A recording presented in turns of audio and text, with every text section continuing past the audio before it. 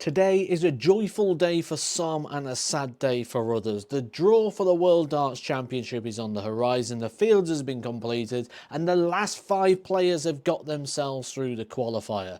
I have myself got through this qualifier on a couple of occasions, and there is no greater feeling in the world than a winning dart going in and knowing that's the one that qualifies you. That is the greatest feeling in the world. I've qualified before via the Order of Merit for the World Championships, and I can tell you that it's a different experience because you don't know the moment you've got enough ranking money. It just happens. When you get into the qualifier, oh, you get that joyful moment. That, though, comes with its heartbreak as well, because you know when you lose that game, that's it done. And for some, that is it done. Their 2 years on tour, or their multiple years on tour, have come to an end, and they have not hit the required target of reaching the world's top 64, which means they are going to lose cards. Now, ultimately, this isn't a complete list of people who lose cards. You'll see there's people like Robert Owen, who are not in the World Championship, who is most likely going to lose his card. There's too many players below him who are likely to win games at Alexandra Palace.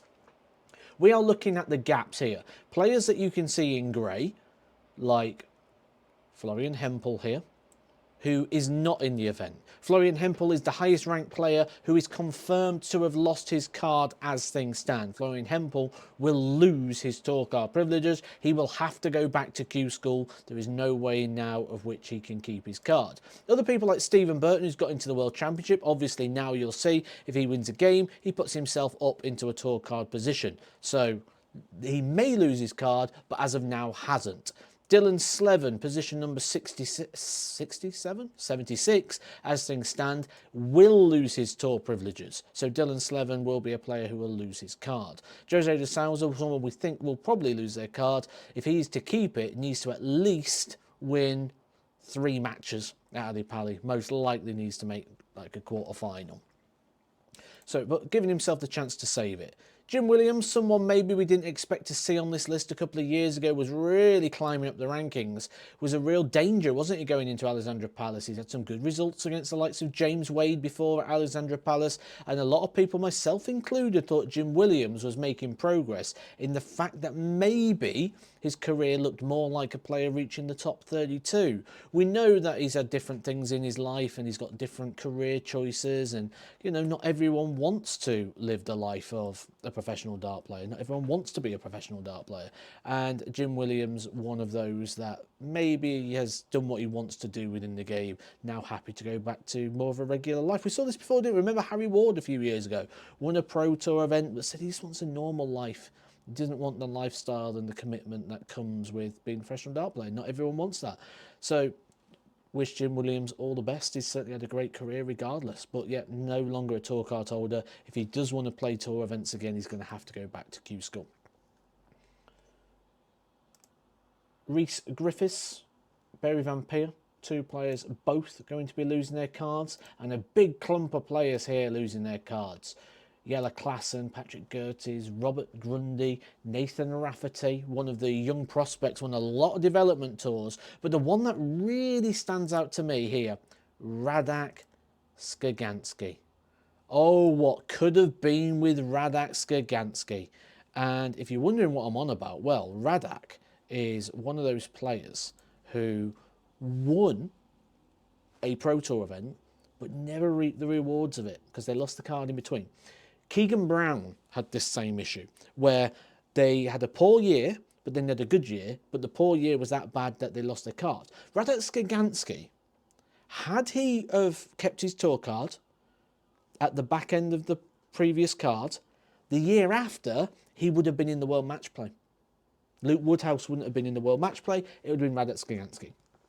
Potentially would have also had opportunities at going into things like the Grand Prix. He would have been seeded higher in the UK Open.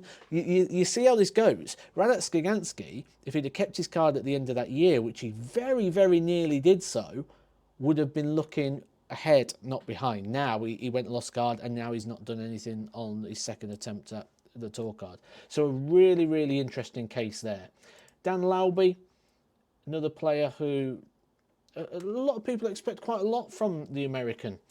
Ended up averaging on 103. He'll be disappointed with that. Probably he'll go down a bit further as well. But he'll go back to Q School. He'll go back full of confidence. He'll come in stage 2, as will everybody else. William Borland, One of those players who really had his moment, didn't he, Alexandra Palace? A lot of people thought that might be the catalyst for William Borland after that 9-darter. Big moment, but disappointing couple of years, only picking up £28,000. Same for George Killington, serial success player at Q School, just not able to get that same level of success going when he gets to the Pro Tour.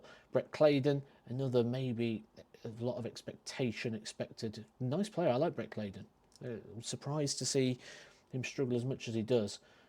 Michele Torretta, first Italian player to pick up a tour card. He's lost his tour privileges, £21,000. But we have had a couple of people this time not pick up a lot of money at all. Tim Walters, 8.5. Jules Van Dongen, I think this is the lowest we have ever seen of a player picking up a tour card, only picking up £4,000. And you've got to remember, he's had a couple of chances here at the UK Open as well. Now, Jules obviously has reasons for this. He struggled with his throw. Dartitis became a thing. He started playing left-handed. There was lots of different reasons there that sort of restricted Jules Van Dongen's progression. But only £4,000 over a couple of years, I think that's a record that might stick for quite some time. So what happens for these players now? They get no communication. Like, this is something I'd maybe see changed over time. But from here, they go to Q School. Like, this isn't one of those things like you get an email or you get a communication. It's, look, as of today, sorry, you've lost your tour privileges. You need to go do this. You need to be self-aware. A lot of that is with these things like qualifying for events. You don't find out till you get the email before the event. So you need to be aware of where you are with your situation. And we may have seen that in regards to some of the performances today from some of the players. In fact, that they knew they needed to get in the World Championships to give themselves any opportunity at keeping hold of that tour card. For those players, they'll go back to Q School in January. They'll come in at stage 2. Stage 2 is where the tour card's given out. 128 players a day. Pro Tour replicated format.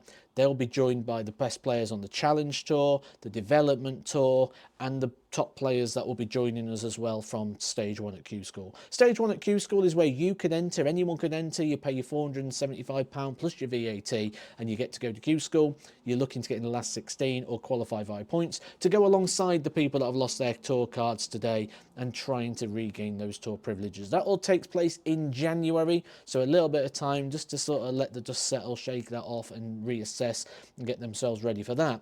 But I will update this list. I will let you know everything you need to know about tour cards, everything that's going to be darts related. We're almost going to daily uploads here now on Edgar TV, so you know what to do. Hit that subscribe, and I will catch you very soon for some more Edgar TV.